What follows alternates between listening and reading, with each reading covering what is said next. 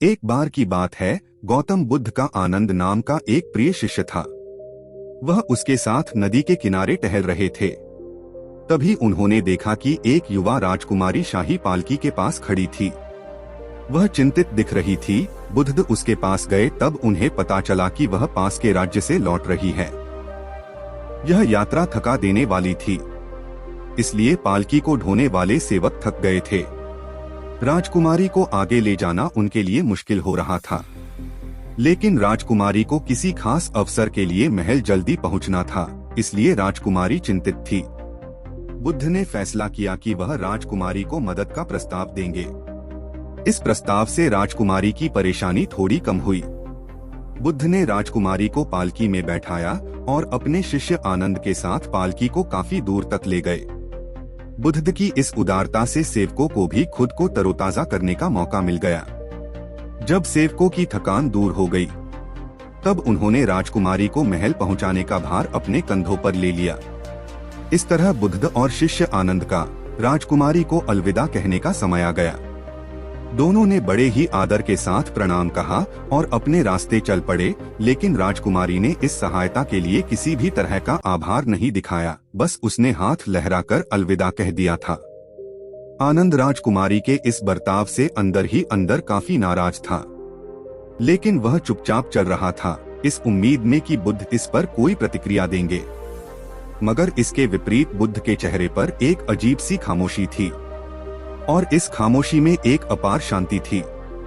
इस बात से आनंद बहुत हैरान था। अब चुप रहना उसके लिए मुश्किल हो रहा था।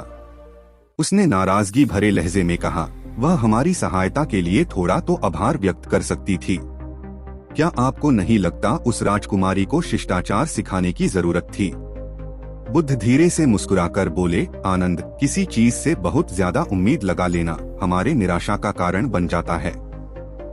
आनंद को यकीन नहीं हुआ कि बुद्ध ऐसा कैसे बोल सकते हैं।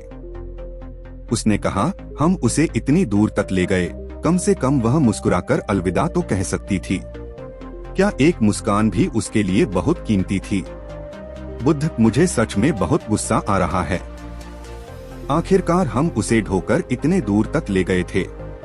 बुद्ध ने जवाब दिया, मेरे प्रिय आनंद, मैं उस पालकी को घंटों पहले नीचे रख चुका हूँ, लेकिन तुमने अभी भी उस बोझ को क्यों उठा रखा है? बुद्ध कहते हैं, सकारात्मक लोगों को भी नकारात्मक विचार आते हैं। बस वह खुद को उन विचारों के नियंत्रण में नहीं आने देते हैं।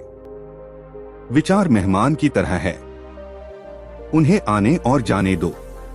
इस कहानी से यही सीख मिलती है, किसी चीज से बहुत ज्यादा उम्मीद लगा लेना हमें नकारात्मक सोच की ओर ले जाता है। कोई कितना भी सकारात्मक क्यों ना हो, उसे भी नकारात्मक विचार आएंगे। बस हमें खुद को नकारात्मक विचारों के नियंत्रण में नहीं आने देना है। विचार को मेहमान की तरह समझना है, जिन्हें हम आने और जाने देते हैं। अगर वीडियो अच्छी लगी हो तो लाइक कर देना, और अगर ऐसी ही और एजुकेशनल वीडियो देखना चाहते हो तो हमारे चैनल को सब्सक्राइब कर लीजिए, क्योंकि मैं आप लोगों के लिए ऐसी ही एजुकेशनल वीडियो लाता रहता हूँ।